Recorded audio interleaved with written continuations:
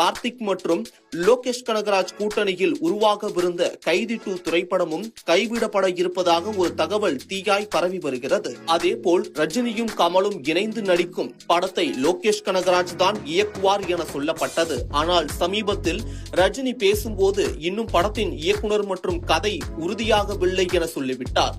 அதிலிருந்து லோகேஷை ரஜினி கமல் படத்திலிருந்து நீக்கப்பட்டார் என பேச துவங்கிவிட்டனர். Next Raaj Kamal and Red Giant 2 பேருக்கு சேர்ந்து ஒரு படம் பண்ண போவேன். இன்னும் டைரக்டர் ஃபிக்ஸ் ஆகலை. நம்ம 2 பேரும் ஆக்ட் பண்ணணும்னு ஆசை. அது கரெக்டான கதாபாத்திரம் கிடைக்கணும். கிடைச்சி ஆக்ட் பண்ணணும்.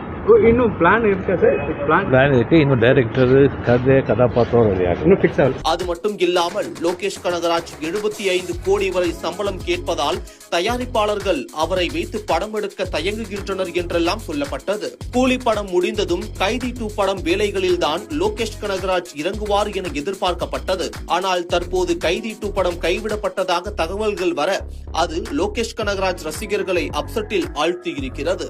முதலில் ஆமீர் கான் படம் டிராப் என்றார்கள். அதன் பிறகு ரஜினி கமல் படத்தை லோகேஷ் இயக்கவில்லை என்றார்கள். தற்போது கைதி 2 படமும் கைவிடப்பட்டதாக சொல்கின்றார்கள். லோகேஷ் கனகராஜ் தான் கூலி படத்திற்காக 50 கோடி சம்பளம் வாங்கி இருப்பதாகவே அவரே கூறியிருந்தது குறிப்பிடத்தக்கது.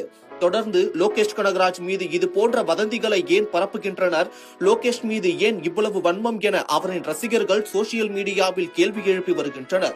விக்ரம் படத்தின் போது கொண்டாடப்பட்ட லோகேஷ் கூலி என்ற ஒரு படத்தினால் இந்த அளவிற்கு விமர்சனங்களை சந்திப்பதை பார்த்து பலர் அதிர்ச்சி அடைந்துள்ளனர். இது போலதான் பீஸ்ட் படத்தில் நெல்சனை கடுமையாக ட்ரோல் செய்தனர். மாநகரம், கைதி, விக்ரம் போன்ற படங்களை கொடுத்த லோகேஷ் தமிழ் சினிமா ரசிகர்களால் கொண்டாடப்பட்டார். தற்போது கூலி என்ற ஒரே ஒரு படம் சொதப்பியதால் இந்த அளவிற்கு விமர்சிப்பது சரியல்ல என்பதுதான் அவரது ரசிகர்களின் கருத்தாக உள்ளது.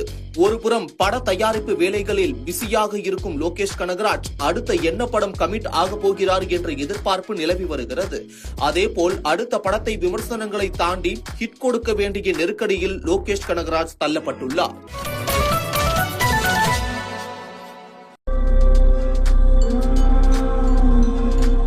இயக்குனர் லோகேஷ் கனகராஜ் மீது சமீப காலமாக அதிகப்படியான விமர்சனங்கள் மற்றும் ட்ரோல்கள் முன்வைக்கப்பட்டு வருகின்றன.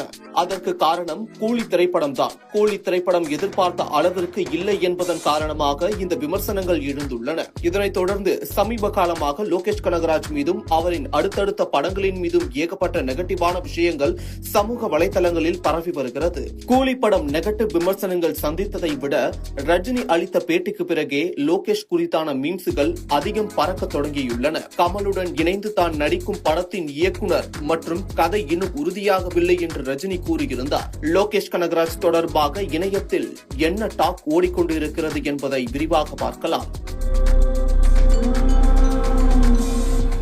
மாநகரம், கைதி படங்களை தொடர்ந்து தமிழ் சினிமாவில் சட்டென்று உச்சத்திற்கு வந்தவர் இயக்குனர் லோகேஷ் கனகராஜ். உடனடியாக விஜயை வைத்து படம் இயக்கும் வாய்ப்பும் கிடைத்தது. கிடைத்த வாய்ப்பை பயன்படுத்தி மாஸ்டரில் ஸ்கோர் செய்த லோகேஷ் தன்னுடைய ஆதர்சன நாயகனான கமலஹாசனை வைத்து விக்ரம் படத்தில் பட்டையை கிளப்பினார். விக்ரம் படத்திற்கு பிறகு தமிழ் சினிமாவில் மோஸ்ட் வாண்டட் இயக்குனராக மாறினார். சினிமா ரசிகர்களாலும் இயக்குனராக மாற விரும்புபவர்களாலும் பெரிதும் கொண்டாடப்பட்டார். லோகேஷ் கனகராஜ் போல வருமா என அவரை புகழ்ந்து தள்ளினார்கள். ஆனால் லியோ படத்தில் லோகேஷின் சிக்னேச்சர் சற்றே மிஸ் ஆனது. இருந்தாலும் படத்தின் வசூலால் எதிர்மறை விமர்சனங்கள் காணாமல் போனது. ஆனால் லியோ படத்தின் 2ஆம் பாதி குறைகள் குறித்து அவரே ஒப்புக்கொண்டு பேசியிருந்தார். இதற்கிடையில் லோகேஷின் சம்பளமும் கிடுகிடுவென உயர்ந்தது.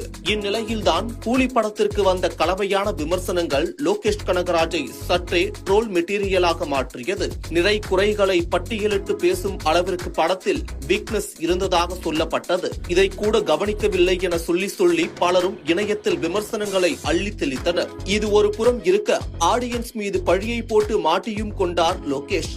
அதன் பிறகு தொடர்ச்சியாக லோகேஷ் தொடர்பாக பல்வேறு நெகட்டிவ் செய்திகள் உலாவர தொடங்கியது. பாலிவுட் புகழ் அமீர் கானை வைத்து லோகேஷ் ஒரு படத்தை இயக்குவதாக இருந்தார். அந்த படம் டிராப் ஆகிவிட்டதாக சிலர் சொல்லி வந்தனர். தற்போது